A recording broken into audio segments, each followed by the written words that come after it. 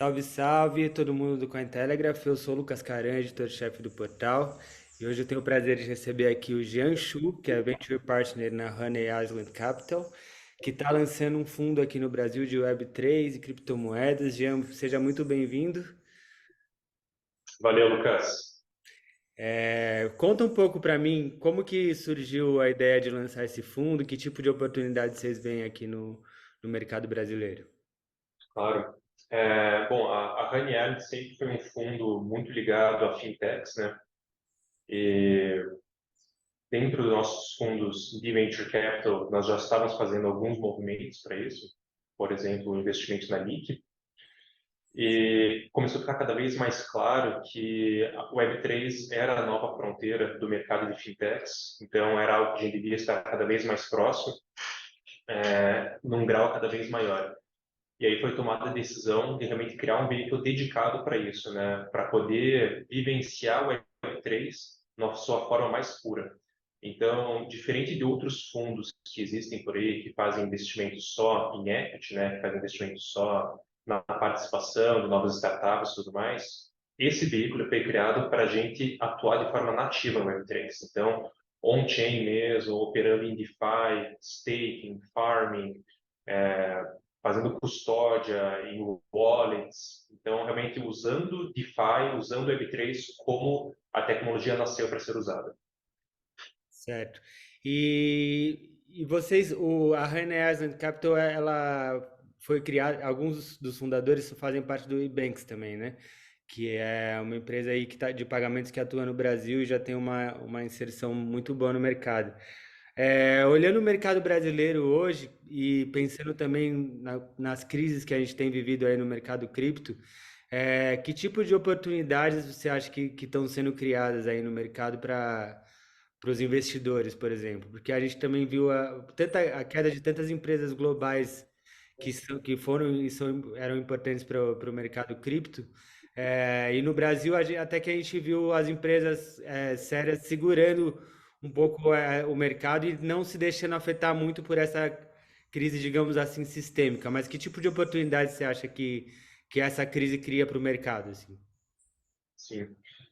Não, de fato, a Ranieri e o Ebanks têm sócios em comum, né? A Ranieri ela foi fundada pelos fundadores do Ebanks, mas são empresas separadas, né? São empresas independentes com gestores independentes. Então, inclusive, as opiniões que eu expresso aqui não refletem as opiniões do Ebanks de forma alguma.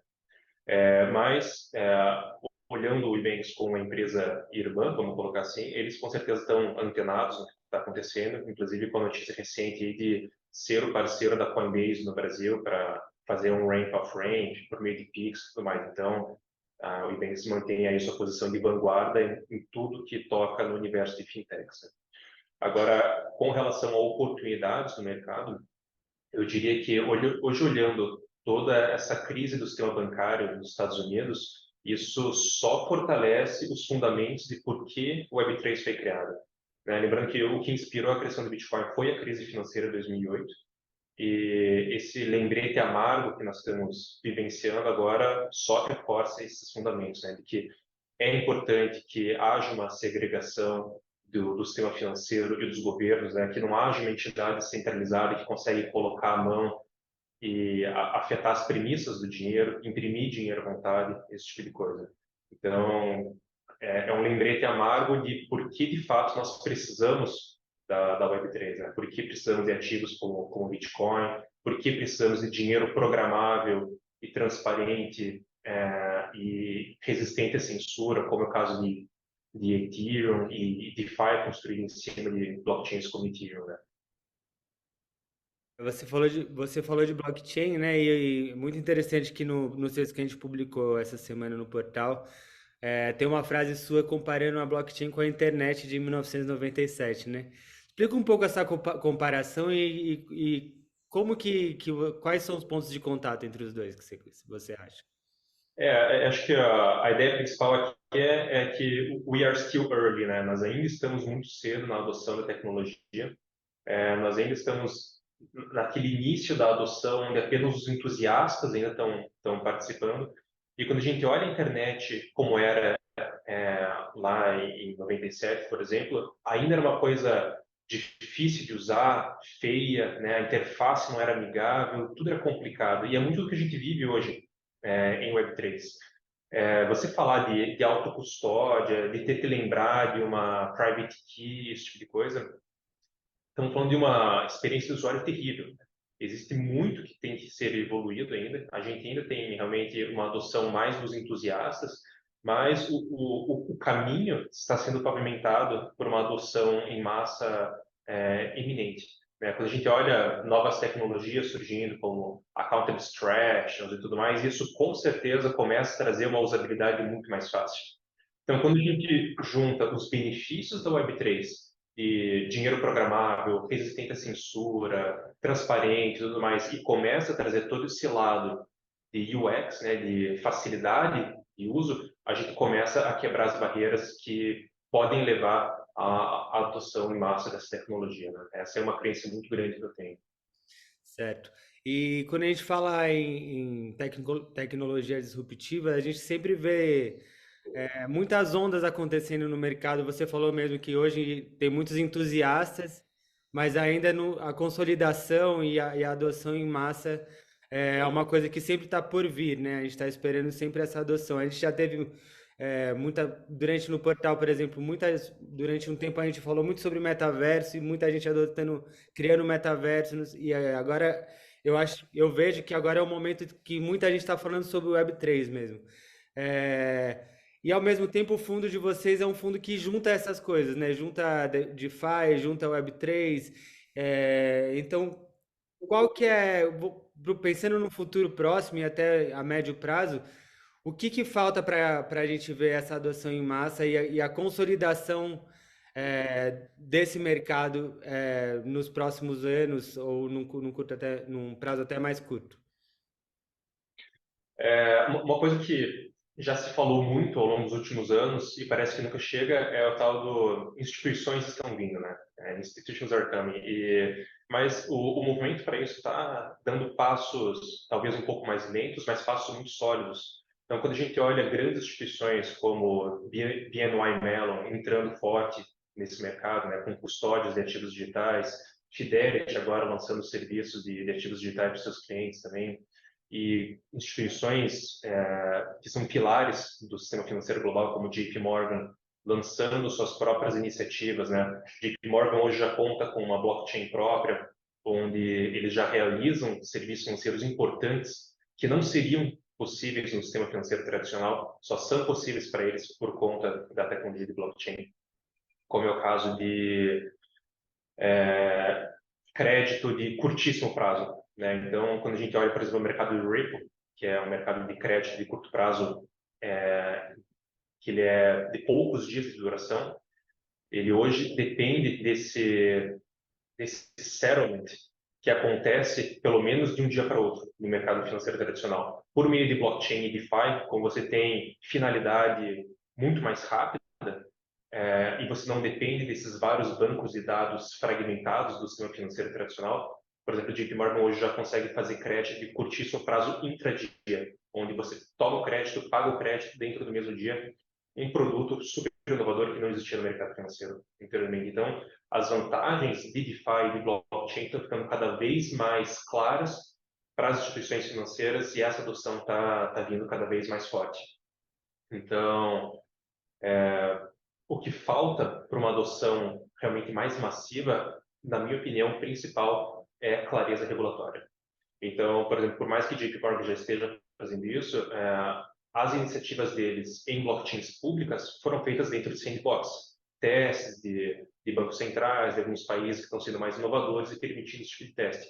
Agora, no momento onde países relevantes começarem a trazer uma plataforma de regulamentação clara, onde você não sinta realmente medo, você tenha clareza de quais são os limites do que você pode e não pode fazer, é aí que realmente esse mercado explode. A gente está vendo a regulamentação caminhando em todas as jurisdições. O Brasil está saindo na vanguarda nisso, então eu acredito que num prazo aí de poucos anos a gente já deve ter um cenário muito mais claro e muito mais favorável para as inovações realmente explodirem nesse mercado. E você falou sobre centralização e também sobre regulação, né? E muita gente acha que a regulação pode ser prejudicial à descentralização, que é um dos princípios desse mercado, né? Como que você vê? Você já falou das iniciativas do Brasil. Muita gente vê com preocupação o que tem acontecido nos Estados Unidos, né? Uma tentativa não vou falar criminalizar, mas de alguma forma regular o mercado com uma mão um pouco mais forte. Como é que você vê o caso brasileiro mesmo? Você acha que aqui a gente está num caminho daquilo que a gente fala que é uma regulação sem desestimular a inovação? Como é que você vê a iniciativa brasileira no campo da regulação? Eu vejo que a iniciativa brasileira é uma faca de dois gumes. Muito da regulamentação ela foi colocada de uma maneira de infrarregulamentação, né? Então, muito provavelmente o Banco Central que vai cuidar de boa parte da regulamentação, e isso traz vantagens e desvantagens. A principal vantagem é que quando você traz uma entidade do Poder Executivo para trazer a regulamentação, ela é muito mais ágil em conseguir se adequar à velocidade que essa indústria está caminhando. Então, a gente sabe que legislar mesmo por meio de Congresso, Senado, é muito lento, é muito difícil, você leva anos para conseguir passar alguma coisa. E isso não consegue comportar a velocidade que o mercado de tecnologia evolui. Então, dentro do Poder Executivo, isso vai trazer muito mais agilidade. Por outro lado, ao mesmo tempo, você começa a construir, às vezes, um castelo em cima da areia, né? Então, da mesma maneira que a regulamentação no Poder Executivo ela pode caminhar rapidamente para se adequar à tecnologia, ela também pode dar passos para trás na mesma velocidade. E muitas vezes uma empresa que você construiu baseada numa série de premissas, essas premissas deixam de existir. E aí a tua empresa deixa de ser viável ou alguma coisa desse tipo. Então, é uma faca de dois gumes. A gente tem que acabar, nesse caso, confiando no bom senso do Banco Central, mas o Banco Central brasileiro tem feito um trabalho maravilhoso, né? Se a gente olha tudo que foi feito com relação a PIX, a Open Banking, tem que tirar o chapéu para o Banco Central e confiar, acreditar, torcer que a gente continue com o Banco Central exemplar no futuro também, né? Só para a última pergunta, a gente está falando aqui de tecnologias que muito provavelmente daqui a 10 anos vão fazer parte da rotina das pessoas e vão estar muito mais integradas no dia a dia da população mais comum, né?